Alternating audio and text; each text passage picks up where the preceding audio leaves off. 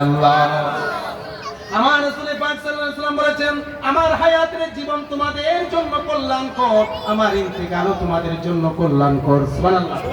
অর্থাৎ হায়াতের জিন্দেগিতে আমরা যখন রাসূলের মুহাব্বত পাইছি, রাসূলের মাধ্যমে আমাদের কি অভাব পূরণ হয়েছে, ইন্তেকালের পরেও ঠিক তেমনি ভাবে কি পূরণ হবে।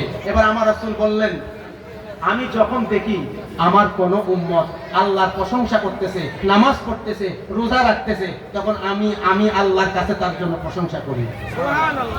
আমরা যদি ইবাদত বন্দেগী করি, আজকে যে আমরা আলোচনা করতেছি, আমার রাসূল আল্লাহর কাছে আমাদের কি করেন? প্রশংসা করেন। আর আমার রাসূল বললেন, যখন দেখি কোন আমার উম্মত গুনাহ করতেছে, গুনাহ, তখন আমি আল্লাহর কাছে ইস্তেগফার করি, আল্লাহ আমার উম্মতটাকে তুমি মাফ করে দাও। নবী সারা নাই সাহারা জানো দুনিয়া ওয়ালা, নবী মোদের পরশে মনি, নবী গলার মালা, নবী সারা নাই সাহারা জানো দুনিয়া ওয়ালা, নবী মোদের পরশে মনি, নবী নবী সারা নাই সাহারা।